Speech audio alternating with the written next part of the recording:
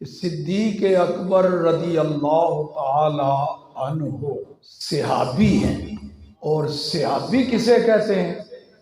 کہیں کسی کتاب میں آپ نے نہیں پڑھا ہوگا، نہ کسی عالم سے سنا ہوگا کہ اللہ کسی کو لمبی زندگی دے، وہ 100 سال عبادت میں گزارے، ہر روز دن کو روزہ رکھے، رات کو قیام کرے، نفل پڑھے، قرآن پاک کی تلاوت کرے، 100 سال عبادت کرنے کے بعد وہ صحابی بن جائے؟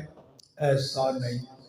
اور اگر کسی شخص کو موقع ملے زندگی میں 100 حج کرے، سینکڑوں بار کعبے کا طواف کرنے کا موقع ملے، بڑی عظمت، بڑی فضیلت۔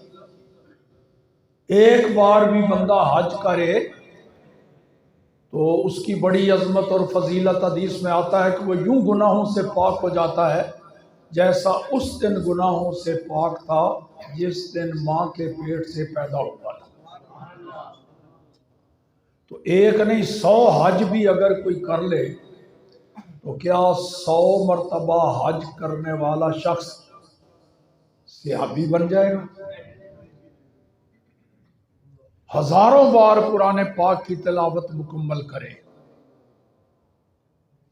قرآن کا قاری بن جائے، مگر کیا وہ تلاوت کرتے کرتے اللہ کی بارگاہ میں صحابیت کا مقام پالے گا؟ اربوں خربوں روپے کوئی شخص اللہ کی راہ میں پورے خلوص کے ساتھ صرف رب کی رضا کے لیے خرچ کرے تو بڑا ثواب پائے گا، لیکن کیا اس طرح وہ صحابی بن جائے گا؟ صحابی کسے کہتے ہیں؟ صحابی کیسے بنتا ہے؟ اس کے لیے سینکڑوں سالوں کی عبادت نہیں، 20 حج اور عمرے نہیں، ہزاروں مرتبہ قرآن پاک کی مکمل تلاوت نہیں، سینکڑوں روزے اور نوافل، ہزاروں اربوں خربوں کے حساب سے اللہ کی راہ میں صدقہ خیرات نہیں۔ صحابی اس خوش قسمت انسان کو کہتے ہیں جس نے حالت ایمان کے ساتھ صرف ایک جھلک نبی پاک کی دیدار کر لیا، زیارت کر لی، 1 سیکنڈ بھی نہیں لگا صحابی بننے، صرف ایک بار یوں دیکھ لیا حالت ایمان کے ساتھ، وہ صحابی بن گیا۔ اور اگر آنکھوں سے نابینا ہے، صرف 1 سیکنڈ حضور کی بارگاہ میں حاضری دے لی، حضور کی صحبت میں 1 سیکنڈ گزارا، صحابی بن گیا۔ اب اس کے برابر سینکڑوں سال عبادت کرنے والا شخص اس کے برابر نہیں ہوگا۔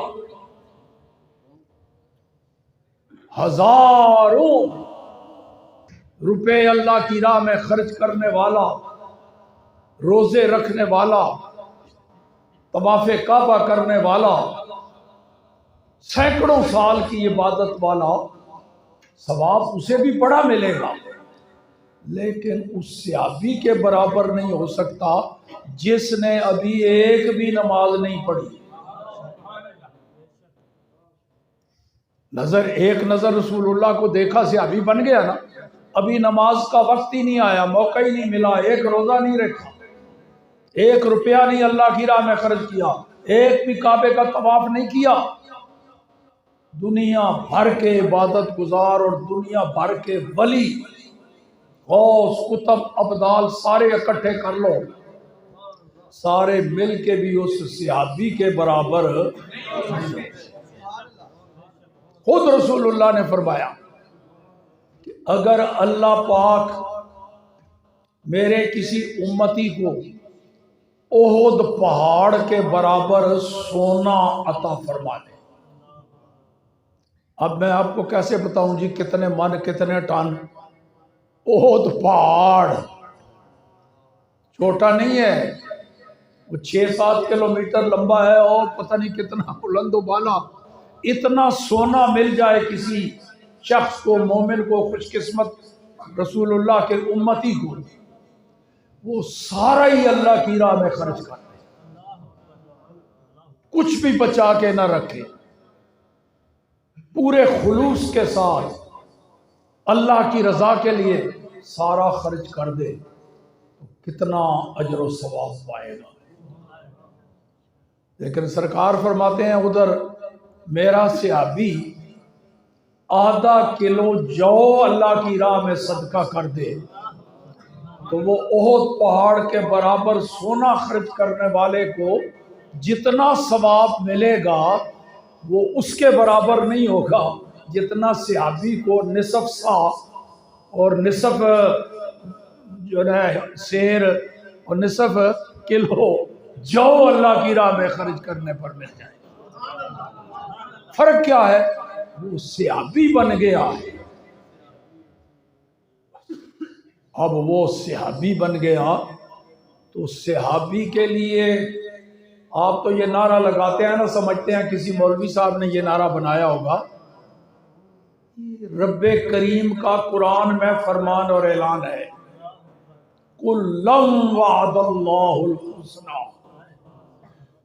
محبوب کے ہر صحابی سے اللہ نے جنت کا وعدہ فرما لیا.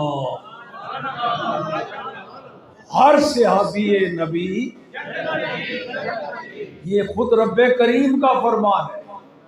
یہ جو نعرہ آپ لگاتے ہیں نا، قرآن کے اس آیت کا، اس جملے کا ترجمہ ہے کُلًّا وعد اللہ الحسنی، کُلًّا، ہر ایک صحابی جنتی.